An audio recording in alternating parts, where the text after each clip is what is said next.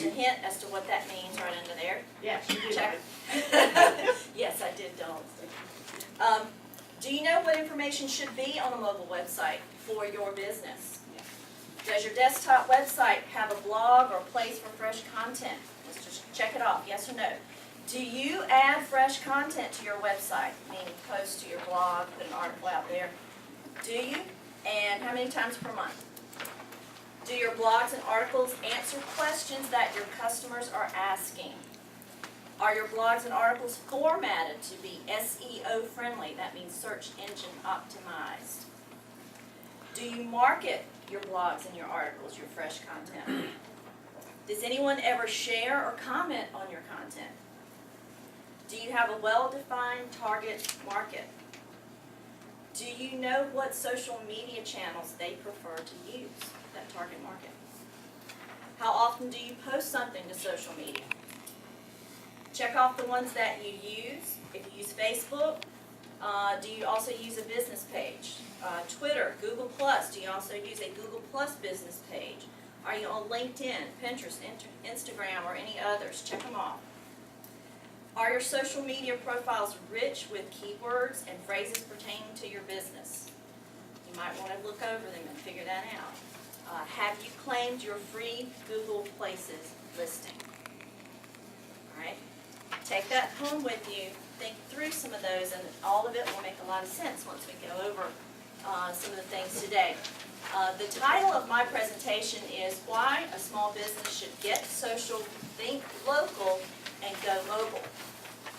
And as you listen to David read that intro about me, you understand I have been where you are, trying to figure out how to market several different types of businesses. It's not easy.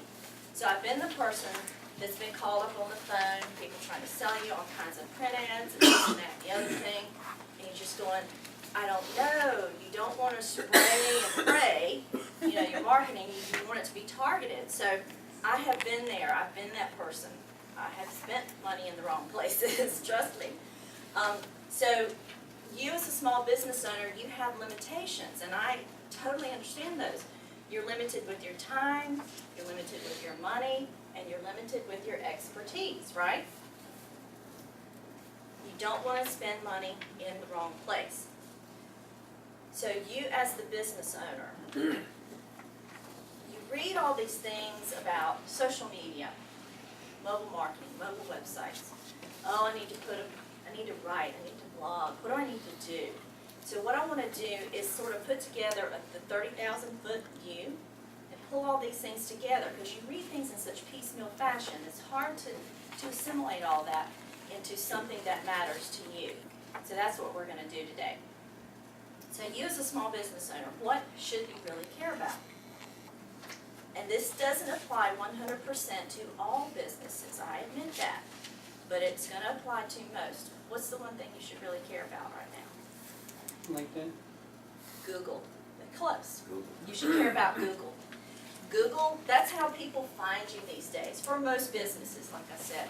Google owns 80% of the desktop search market. It owns 96% of the mobile search market. Those numbers are huge. Bing and Yahoo own the rest, basically. So did you catch that mobile market number, 96%? Let's take a short little dive into the mobile market for just a second. There are now more mobile searches that take place than desktop searches. That happened recently. We knew it was coming, but it happened. Tablets and smartphones. More people search there than on their desktops at home. For those people who do use a mobile device, 70% take action within 1 hour. Action meaning they call you, they email you, or they come to your place of business. They make some kind of effort to get in touch with you. 70% within 1 hour. Pair that with the fact that there's been a 58% increase in smartphone ownership in the U.S. in the past year. So you start putting together some of these numbers. That's very impactful to your business. So that was a little short mobile dive. We'll talk more about mobile websites in just a little bit. So you as a business owner, you're supposed to care about Google. So how do you give Google what it wants? Well, you need to understand what Google's job is. First of all, Google's job in life is to serve up the best possible answers to the questions that your customers are asking. That's its job.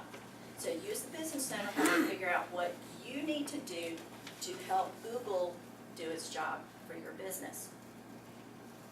So what does Google need to know? Take out the other piece of paper, the trends, 2013 trends. These are the things that Google is rewarding based on some research by Bruce Clay Incorporated. That's a very reputable source. So we're just going to run through these quickly, and we're going to loop back to them at the end. Trends, I think there are 9 of them there.